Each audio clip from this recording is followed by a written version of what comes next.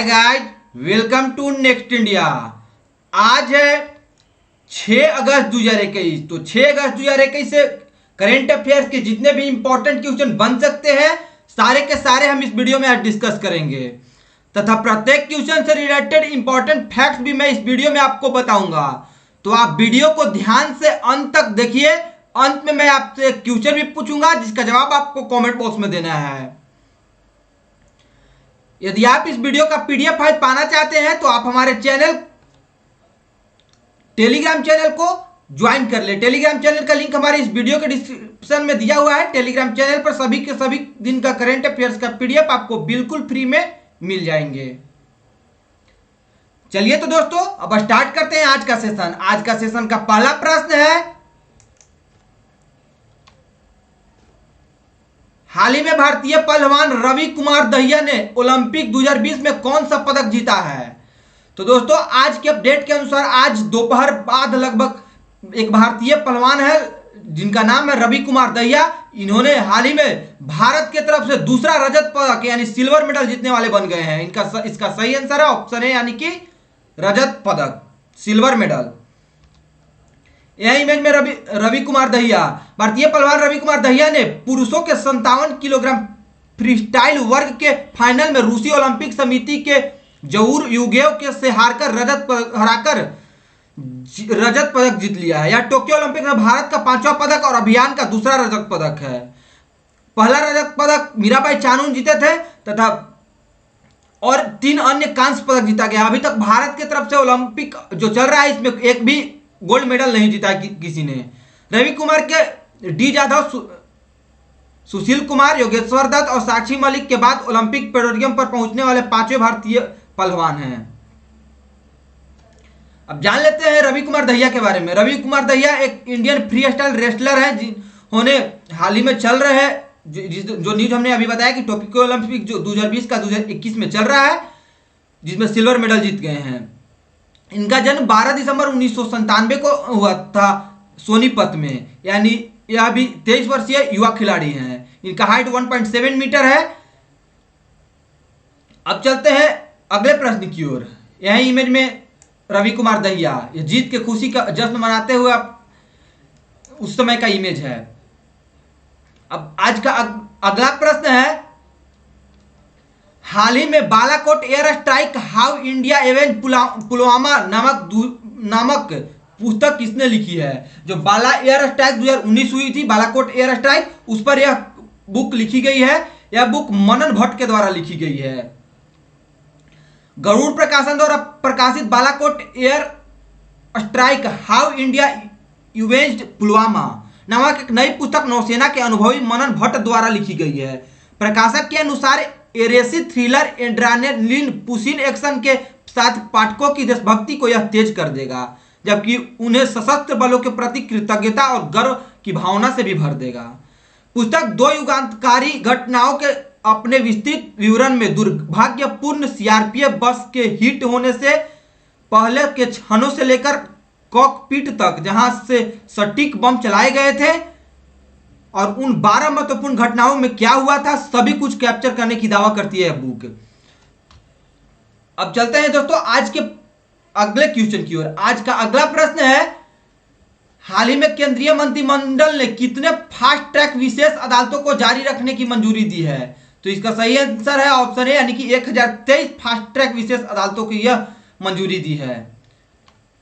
केंद्रीय मंत्रिमंडल यानी यूनियन कैबिनेट ने केंद्रीय प्रायोजित योजना के रूप में 389 विशेष पॉक्सो अदालत सहित 1023 फास्ट ट्रैक विशेष अदालतों को अगले 2 वर्षों के लिए जारी रखने के लिए मंजूरी दी है।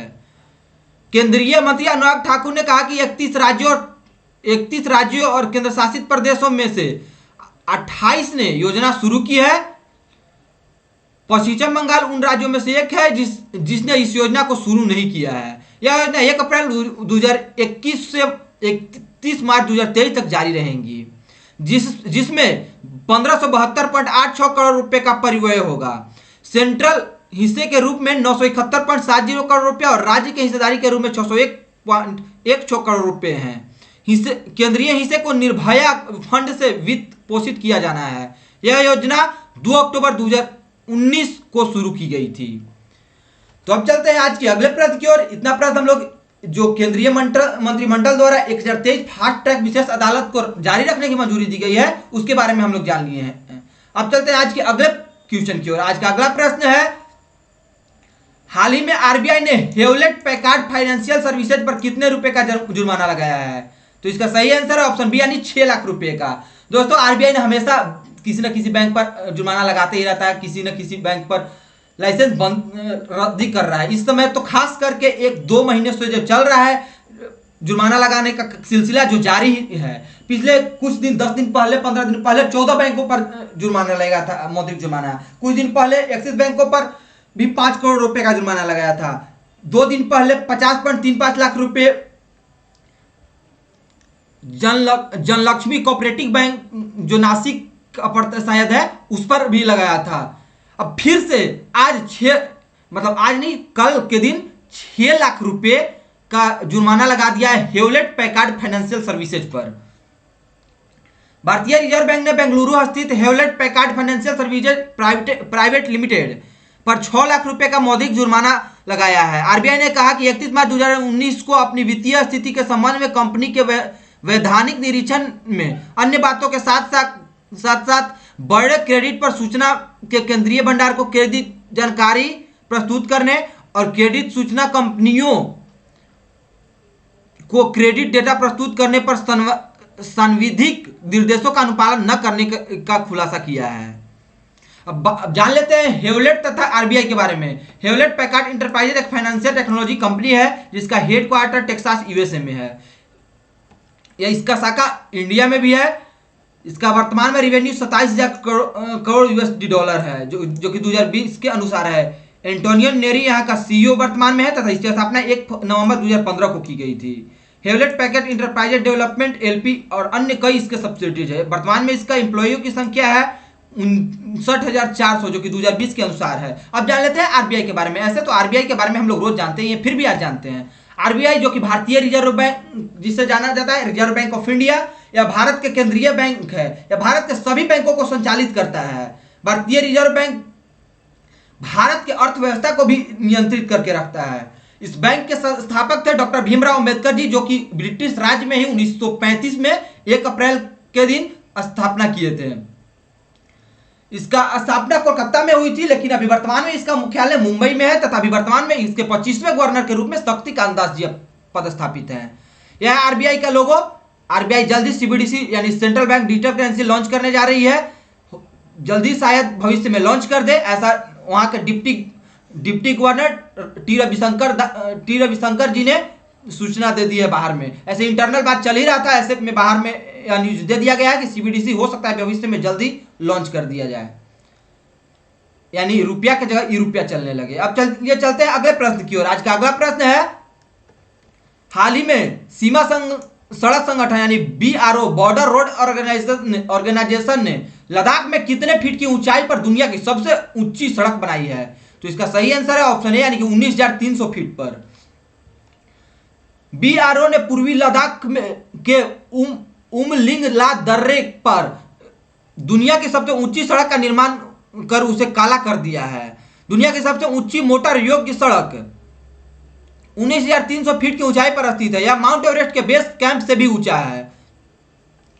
पूर्वी लद्दाख के चुमुर सेक्टर के महत्वपूर्ण सड़कों को जोड़ने वाली यह सड़क अपने आप में उमलिंग ला दर्रे से होते हुए 52 किलोमीटर लंबी टर्मैक है। तिब्बत में उत्तरी आधार 16,900 फीट है, जबकि नेपाल में दक्षिण आधार शिविर 17,598 फीट है। माउंट एवरेस्ट का शिखर 29,000 फीट से थोड़ा अधिक है। सड़क का निर्माण सियाचिन ग्लेशियर की ऊंचाई से काफी ऊपर तक किया गया है जो कि 17,700 फीट है। लेकिन लेह में खारदुंगा ला दर्रा 17,582 फीट की ऊंचाई पर है। इसके साथ ही भारत की बोलिविया के 1895 फीट की सड़क के रिकॉर्ड को भी बेहतर कर दिया है। अब जान लेते हैं बीआरओ ने सड़क बनाई है 19,300 फीट ऊंचा। तो इसके बारे में बीआरओ यानी बॉर्डर ऑर्गेनाइजेशन यानी सीमा सड़क संगठन। BRO is a road construction exclusive force in India that provides support to and is a part of Indian arm forces. यह इंडियन आर्म फोर्सेज का एक पार्ट है तथा यह रोड कंस्ट्रक्शन एग्जीक्यूटिव फोर्स है जो कि इंडिया को सपोर्ट करता है सड़क संगठन बनाने में। इसके डायरेक्टर जनरल है लेफ्टिनेंट गवर्नर राजीव चौधरी जी तथा इसकी स्थापना 7 मई 1960 को की गई थी। इसका हेडक्वार्टर न्यू दिल्ली में तथा इसके वर्तमान में बजट 21,000.8 करोड़ रुपए है। इसका पर्पस है providing infrastructure to the arm forces of India and friendly nations. अब चलते हैं आज के अगले प्रश्न की ओर। आज का अगला प्रश्न है, हाल ही में किसने स्वतंत्रता दिवस समारोह के लिए भारत के ओलंपिक दल को विशेष अतिथि के रूप में आमंत्रित किए हैं?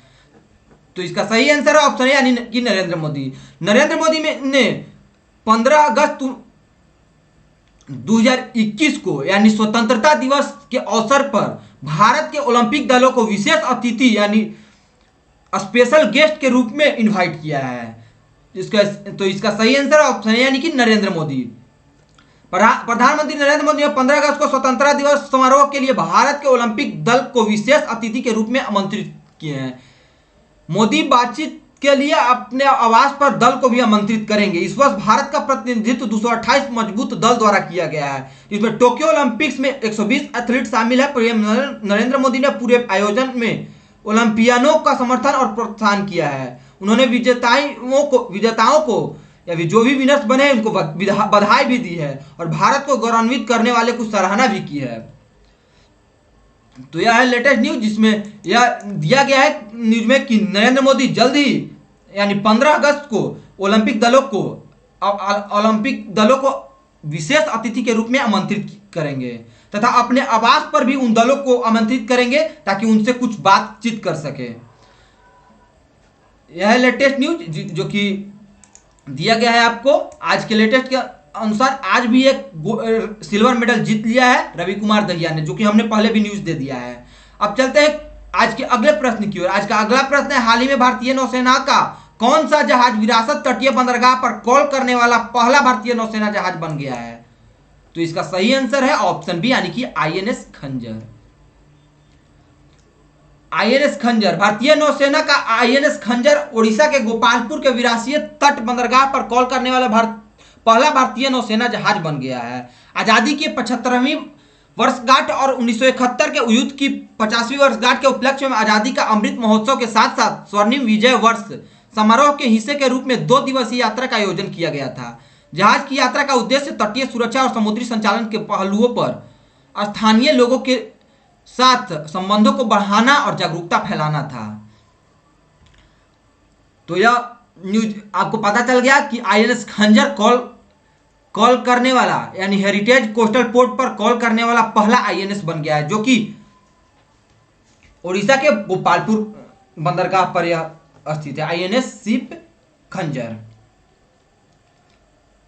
अब चलते हैं आज के अगले प्रश्न की ओर। आज का अगला प्रश्न है, हाल ही में इंडियन इकोनोमेट्रिक सोसाइटी ट्रस्ट ने प्रोफेसर सीआर राव शताब्दी स्वर्ण पदक पुरस्कार के लिए कितने विद्वानों का चयन किया है? तो दोस्तों इस प्रश्न का सही जवाब है ऑप्शन ए यानी कि 2 विद्वानों को चयन किया है। टीआईएस ट्रस्ट ने प्रोफेसर सीआर राव शताब्दी स्वर्ण पदक पुरस्कार के लिए 2 प्रसिद्ध आर्थिक विद्वानों का चयन किया। प्रसिद्ध अर्थशास्त्री जगदीश भगवती और सी रंगराजन को उद्घाटन प्रोफेसर सीआर राव शताब्दी स्वर्ण पदक सीजीएम से सम्मानित किया है। भगवती कोलंबिया विश्वविद्यालय में अर्थशास्त्र, कानून और अंतर्राष्ट्रीय संबंधों के प्रोफेसर हैं, जबकि सी रंगराजन प्रधानमंत्री की आर्थिक सलाहकार परिषद के पूर्व अध्यक्ष और भारतीय रिजर्व बैंक के पूर्व गवर्नर हैं। अब जान लेते हैं इस पुरस्कार के बारे में। टीआईएस ट्रस्ट ने पुरस्कार विजेताओं को शॉर्ट लिस्ट करने के लिए एक जूरी का गठन किया था। जूरी यानी समूह का गठन किया था। जूरी की सिफारिशों के आधार पर इसने 2 प्रतिष्ठित विद्वानों को उद्घाटन पुरस्कार देने की घोषणा की। मात्रात्मक अर्थशास्त्र और आधिकारिक आंकड़ों यानी ऑफिशियल स्टैटिस्टिक्स के सिद्धांतों और व्यवहारों पहलुओं के क्षेत्र में आजीवन योगदान के लिए भारतीय मूल के विद्वान को 2 साल में एक बार पदक यह प्रदान किया जाता है पदक। तो इतना बात हम लोग जान लिए इस पदक के बारे में भी, टीआईएस पदक के बारे में। अब चलते हैं अगले प्रश्न की ओर। आज का अगला प्रश्न है, हाल ही में महाराष्ट्र के नए लोकायुक्त के रूप में किसे नियुक्त किया गया है? तो इसका सही आंसर है ऑप्शन बी यानी कि वीएम कनाडे। महाराष्ट्र के राज्यपाल भगत सिंह कोश्यारी ने मुख्यमंत्री उद्धव ठाकरे की सलाह पर बम्बई हाई कोर्ट यानी बॉम्बे हाई कोर्ट के सेना निवृत्त न्यायाधीश न्यायमूर्ति वीएम कनाडे को महाराष्ट्र के नए लोकायुक्त के रूप में नियुक्ति करने की मंजूरी दे दी है। महाराष्ट्र लगभग 1 साल तक पूर्णकालिक लोकायुक्त के बिना था। पिछले लोकायुक्त न्यायमूर्ति एम.एल.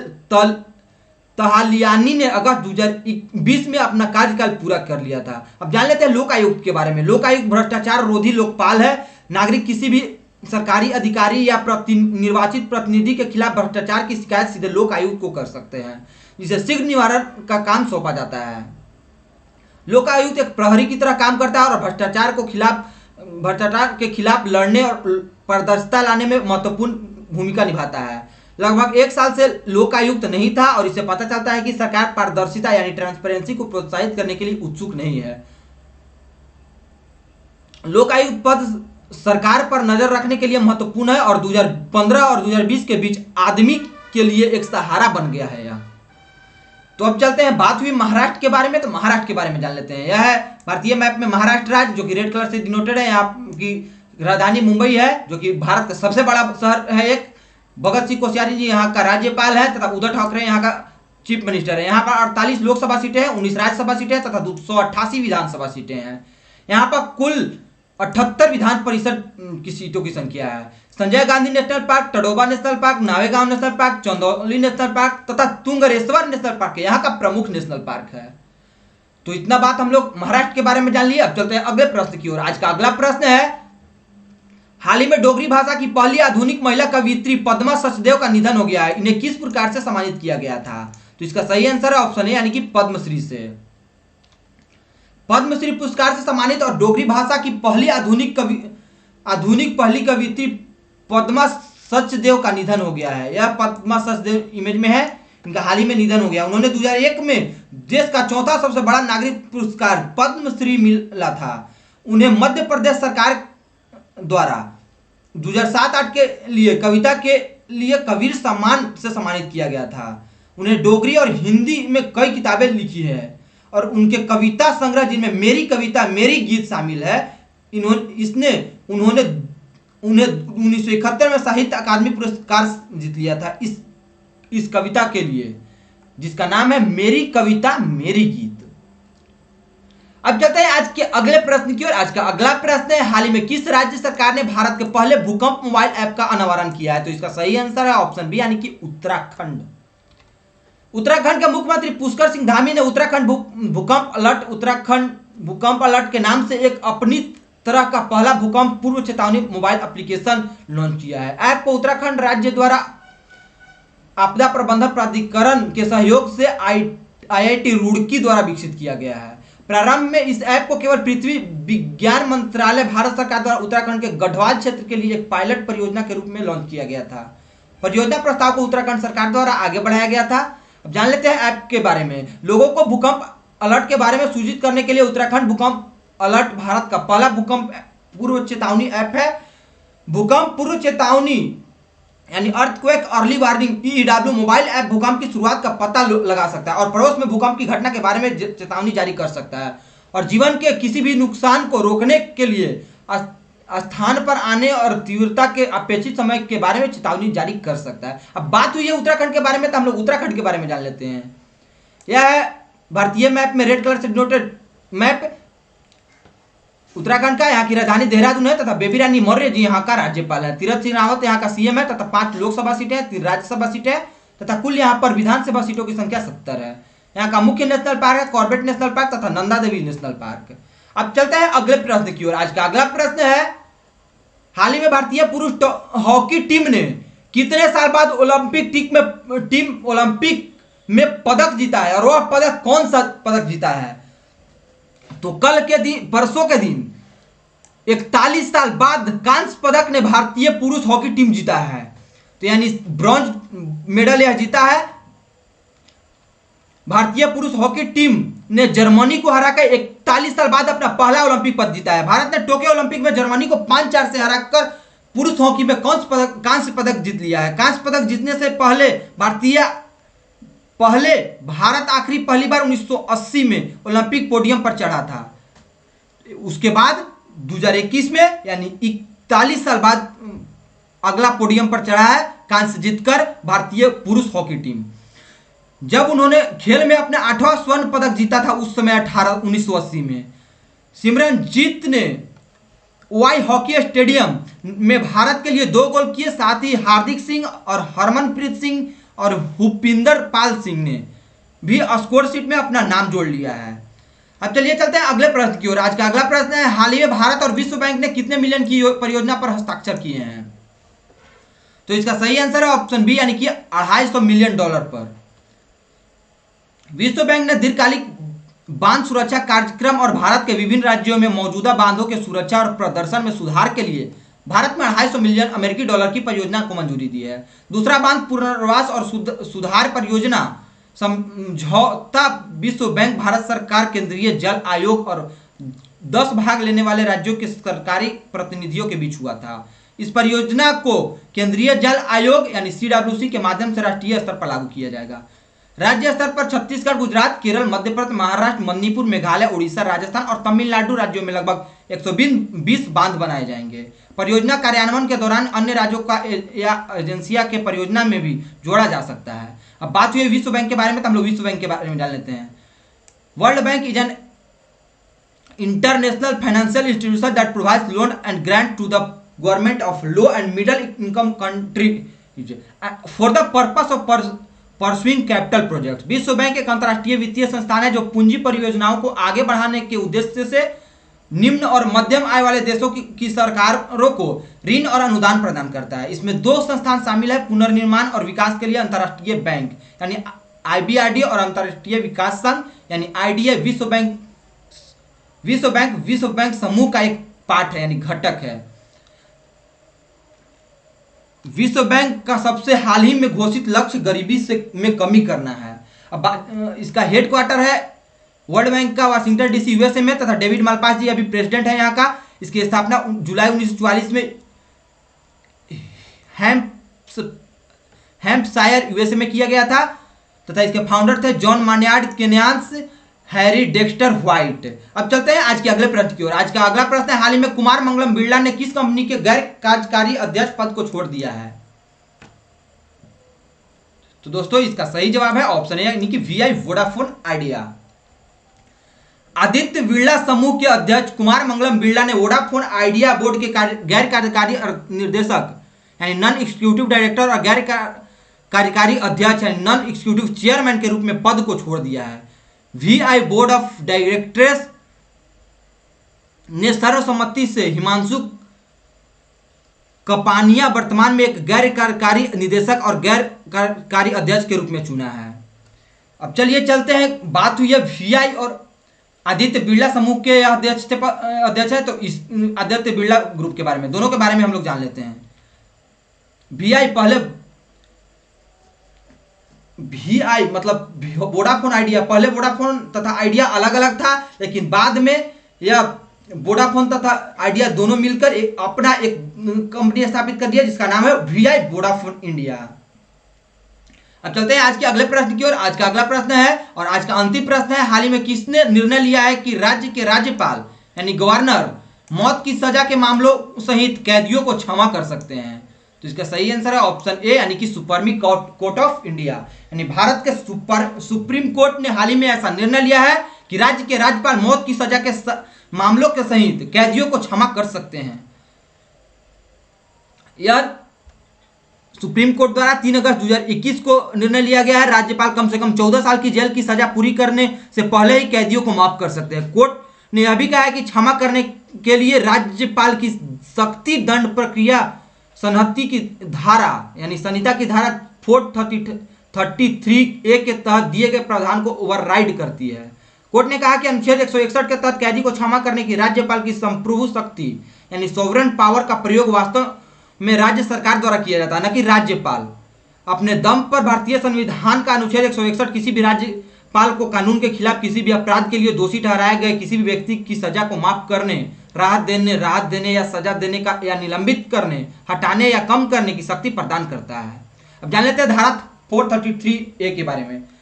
सेक्शन 433A में कहा गया है कि 14 साल की जेल के बाद की कैदी की सजा को माफ किया जा सकता है। अदालत ने कहा कि संहिता की धारा 433A संविधान के अनुच्छेद 72 या 161 के तहत क्षमादान देने की राष्ट्रपति या राज्यपाल की संवैधानिक शक्ति यानी कॉन्स्टिट्यूशनल पावर को प्रभावित नहीं कर सकती है और नहीं प्रभावित करती है। ऐसी शक्तियां संप्रभु की यानी सोवरेन की शक्ति के प्रयोग में है। हालांकि राज्यपाल को राज्य की सहायता और सलाह पर कार्य करना होगा, ऐसा धारा 433 के अनुच्छेद में लिखा गया है। अब एससी के बारे में जान लेते हैं। एससी यानी सुप्रीम कोर्ट ऑफ इंडिया के बारे में। सुप्रीम कोर्ट ऑफ इंडिया का स्थापना 26 जनवरी 1950 को हुआ था। इसका स्थापना न्यू दिल्ली में हुआ था। इसको ऑथराइज किया गया है कॉन्स्टिट्यूशन ऑफ इंडिया के द्वारा। अभी वर्तमान में इसका एड्रेस यानी सुप्रीम कोर्ट का एड्रेस है तिलक मार्ग मंडी हाउस, न्यू दिल्ली। इसका पिन कोड है 110001। जो दोस्तों अब चलते हैं कल के वीडियो के अंतिम क्वेश्चन की ओर। कल का वीडियो का अंतिम क्वेश्चन था, हाल ही में पूरे देश में मुस्लिम महिला अधिकार दिवस किस तारीख को मनाया गया है? तो 3 तलाक लागू हुआ था जो 2019 में, उसी 3 तलाक कानून जो लागू हुआ था उसी खुशी के अवसर पर 2 वर्षों से यानी 2020 से और यह दूसरा वर्ष मनाया गया है 1 अगस्त 2021 को। यानी सही इसका आंसर है ऑप्शन बी। 3 तलाक कानून को के अपनाने खुशी में मुस्लिम महिलाओं द्वारा या खुशी की वजह से मुस्लिम महिला अधिकार दिवस मनाया जाता है 1 अगस्त को प्रतिवर्ष। यह 2 वर्षों से मनाया जा रहा है। पहला 2020 में मनाया गया तथा दूसरा 2021 में आज से 5 दिन पहले मनाया गया है। अब चलते हैं आज के लिए आपके लिए क्वेश्चन। आज के लिए आपके लिए क्वेश्चन है, आज अभी तक के अपडेट के अनुसार भारतीयों ने ओलंपिक में कुल कितना मेडल जीत लिया है? तो दोस्तों इसका जवाब आप कमेंट बॉक्स में जरूर दें तथा आप प्रतिदिन बनने वाले डेज को आप कमेंट बॉक्स में सीरियल वाइज लिखा कीजिए ताकि आपको लिखने से आदत बने और लिखते लिखते आपको पूरे वर्ष का डेज आपको ध्यान में रह जाए। चलिए तो दोस्तों, यदि वीडियो अच्छा लगे, यदि वास्तव में वीडियो अच्छा लगे तभी हमारे चैनल को सब्सक्राइब कीजिएगा और शेयर कीजिएगा। आप हमें फेसबुक, इंस्टाग्राम, टेलीग्राम, ट्विटर सभी जगह फॉलो कर सकते हैं। इस वीडियो का पीडीएफ फाइल पाने के लिए टेलीग्राम चैनल को जरूर ज्वाइन कर लें। टेलीग्राम चैनल का लिंक हमारे इस वीडियो के डिस्क्रिप्शन में दिया हुआ है तथा सभी सोशल मीडिया का लिंक हमारे इस वीडियो के डिस्क्रिप्शन में दिया हुआ है। तो आप वहां पर जाएं तथा टेलीग्राम चैनल को जरूर ज्वाइन कर लें ताकि आप वहां से बिल्कुल फ्री में पीडीएफ फाइल डाउनलोड कर सकें। चलिए तो दोस्तों, वीडियो को अंत तक देखने के लिए आप सभी को बहुत बहुत धन्यवाद। मिलते हैं अगले वीडियो में। तब तक आप पढ़ते रहें, मुस्कुराते रहें, बड़ों का सम्मान करें, छोटों को प्यार दें, अपना व्यक्तित्व इस प्रकार से विकसित करें ताकि लोग, खास करके महिलाएं, आपके साथ सुरक्षित महसूस करें। धन्यवाद।